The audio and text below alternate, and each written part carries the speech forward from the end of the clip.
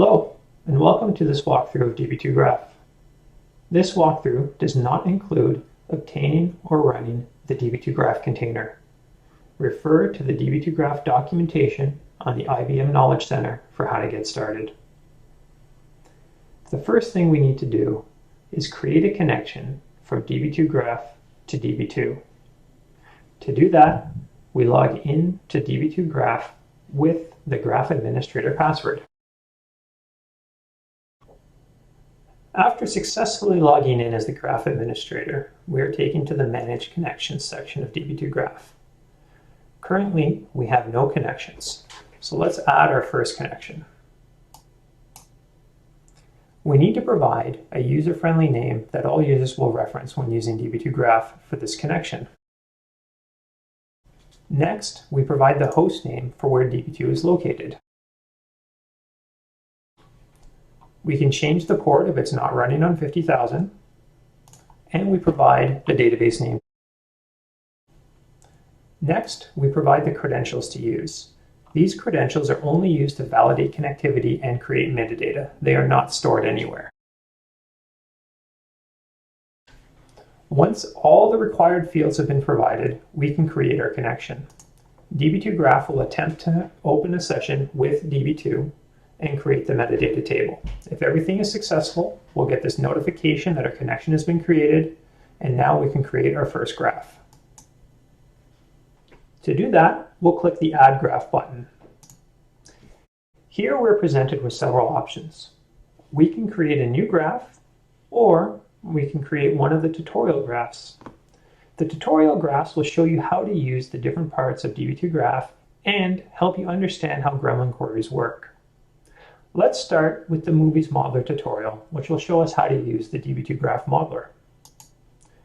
For each tutorial graph, we need to provide the name of the graph and a schema where we will create and load the example data. Once our form is filled out, we click on Go.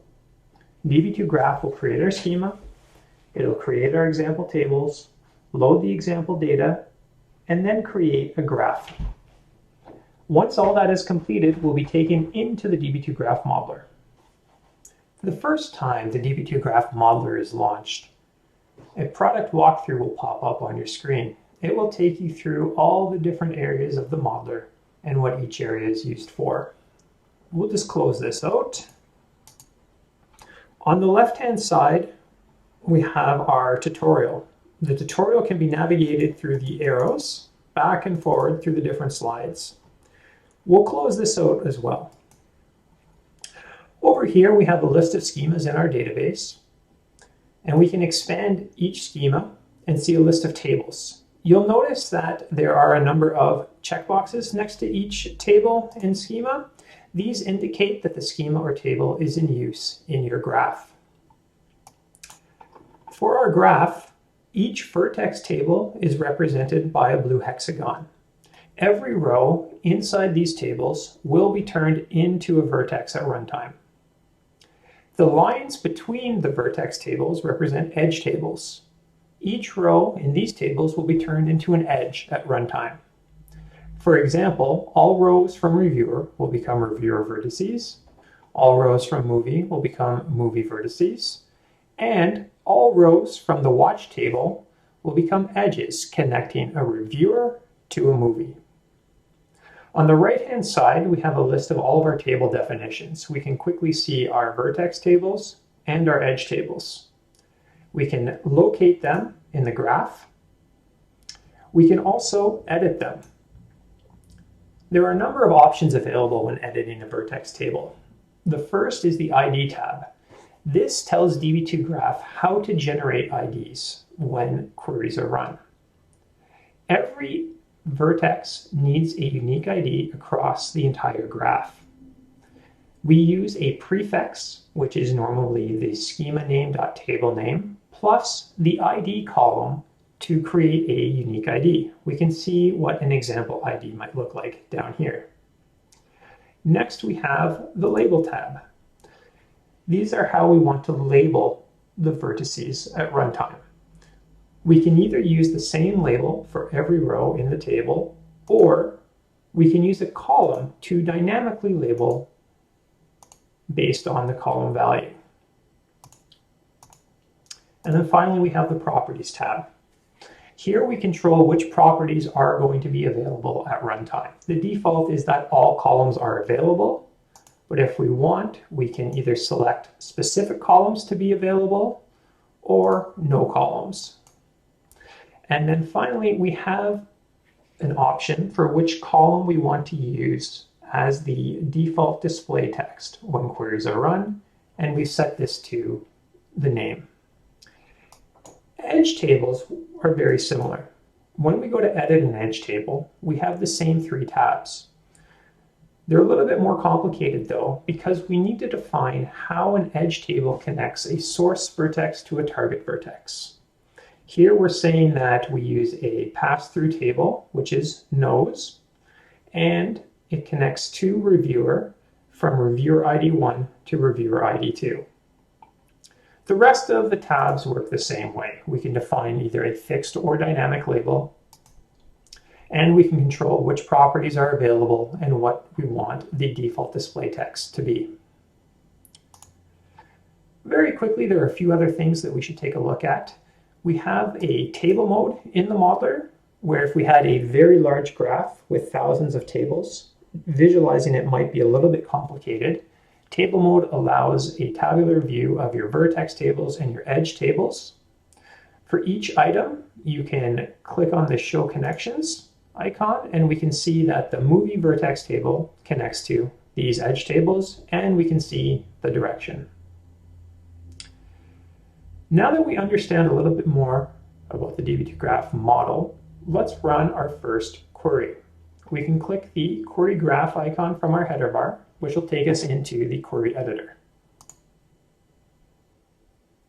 When the Db2 Graph query editor opens, a similar walkthrough will appear, taking us through each part of the user interface for the query editor. Let's close this and take a look. Up here we have our query input. You'll notice that as we start typing, syntax will autocomplete for the Gremlin query language. Additionally, our labels identified in our graph will autocomplete for us as well. Down in the toolbar, we can view global queries that are shared for all users who have access to this graph, as well as any previously run queries. We can save our query. We can format our query. After a query successfully runs, we can share it, and we can also translate our query to different Gremlin variants. For example, if we wanted to take our query into an existing Python application. And it'll also give us quick links to the correct Python imports to use. On the right-hand side, we have our visualization sidebar. Right now, it's not showing anything because we have no query results on screen, but it does give us some example queries to run. So when we run this, we can see our query results visualized. Our graph defines what the default display text should be. So for example, movies and director and reviewer, they use name as the default display text. So we see the name of each vertex on here. On our sidebar, we have counts. So we can see there's 3 directors, there's 4 movies, and there's 5 reviewers, and the color icons will match each color vertex. We can search our graph. So for example, if we were interested in Peter, we can search for Peter. Anything that doesn't match gets grayed out, and just Peter Jackson is left. We can add insights to customize our visualization. So we expand our vertex label, we click Add Insight, and we can control many things. Let's add a dynamic color insight. And what we'll do is say when the name contains Peter, let's set the color to green. We save this, and Peter Jackson now appears in green. Any insights you set will be remembered, so I can rerun this query, and Peter Jackson over here is still in green. If we decide that we no longer want the insight, we can remove it. We have a graph info tab that'll assist us with writing graph queries. So we have all of our vertex labels. If we expand a label, we can see the edges that are available and the available properties. Same with movie and reviewer. You'll notice here that some of these labels are long and truncated. We can expand the sidebar and get the full view. For edges, we can click on the connections icon and we'll be taken to the referenced item that we're going to. And then any of these icons here, we can click on them and it'll insert them into our query editor. So if we were writing queries with traversals, so for example, v.hasLabel movies, and then we wanted to traverse out a specific edge, well, we have the edges listed inside the autocomplete. We don't know which direction it's going. If we take a look at the movie vertex, we can see that movie goes to movie director, goes to director. So I can click on movie director, and then I can specify to go inside the other vertex. I can run the query, and I get my results. If I wanted to visualize the path that Gremlin took, I can include path, and then to get the labels working correctly, I need to include the properties along the path. So I'll add by element map. And now I can see how each movie connects to a movie director, and I can see the display text for each one. We can click on any of these and we get a little pop-up showing us the vertex details. So I can see the ID, the label, the properties. I can see what connections are available, and I have quick actions to either traverse or jump to another item.